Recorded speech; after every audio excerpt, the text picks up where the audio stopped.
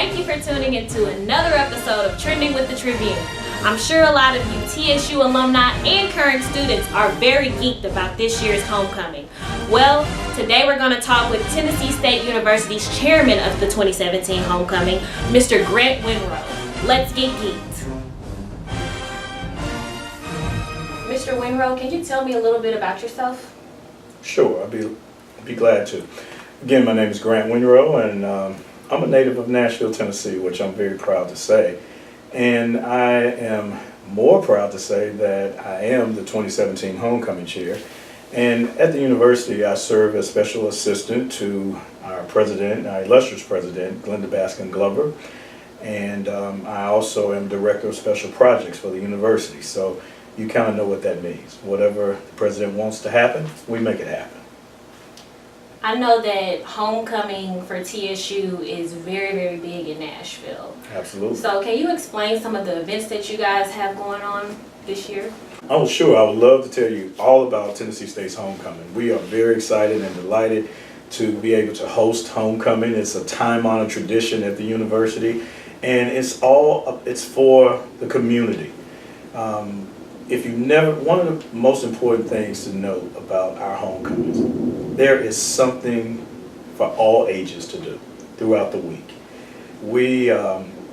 And a good point to note is that if you never step foot on Tennessee State's campus as a student to take classes there, you always find the Nashville community participating. If it's the parade, if it's the Greek show, if it's the homecoming concert, there's a variety of different things that goes on throughout the week. We kick off the week, of course, on Sunday, October 8th, with the Robert N. Murrow Oratorical Contest. And this event has turned out to be a wonderful event, and it's really the only academic event that is on our homecoming schedule. It is a competition, an oratorical contest, and the competition consists of a lot of students in various different categories. They have a freshman category, and then they have an upperclassman category of competition. And the Nashville alumni chapter of Tennessee State University, they actually are one of the key sponsors that provides the prize money. So these talented students that we have at the university, they compete for cash prizes, cash awards for their oratorical skills. And this year they are required to speak extemporaneously, or not extemporaneously, but they have a prepared speech to talk about the homecoming theme. It has to, whatever their speech is about, it has to generate and talk about the homecoming, reflect the homecoming theme. And our homecoming theme this year is the road to greatness begins with excellence. And you know it at TSU, excellence is our habit. So we always try to do everything with excellence in mind, and we always are committed to excellence. So we look forward to, that's a very well attended event, and it's a very competitive event. I remember you mentioning how you guys try to target every age group for homecoming. Being that I'm in the millennial age group, I know we have a lot of parties and step shows we can attend. What about for the older age group? What events do you have for them? Well, that's a great question, and I'll tell you, TSU's homecomings are, as I would say, legendary in my book, and as far as I'm concerned. And the reason why is because even from a young person who have matriculated at TSU, or you didn't, you are still, over the years, you're kind of transitioning to other events that does not particularly pertain to what the young alums or young people would probably attend. So this year, and as it's been for a number of years, we have on Friday the Charles Campbell Fish Fry, which is the alumni fish fry that's sponsored by the Nashville alumni chapter of TSU NAA, which is the National Alumni Association.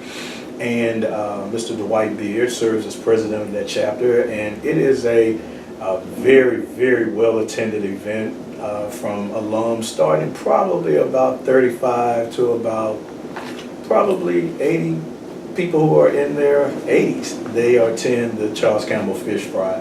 Last year and over previous years, we have had We've been graced by the presence of Mayor Megan Berry and some of the council people, Councilwoman Sharon Hurd, who is the CEO of Jump, Representative Brenda Haywood, State Representative Harold Love, and State Representative Brenda Gilmore, and we look forward to seeing them again this year as they have confirmed of their participation. So you have other events like the Alumni White Party, which takes place on Thursday, and this year the White Party is called the Alumni White Party with a splash of blue.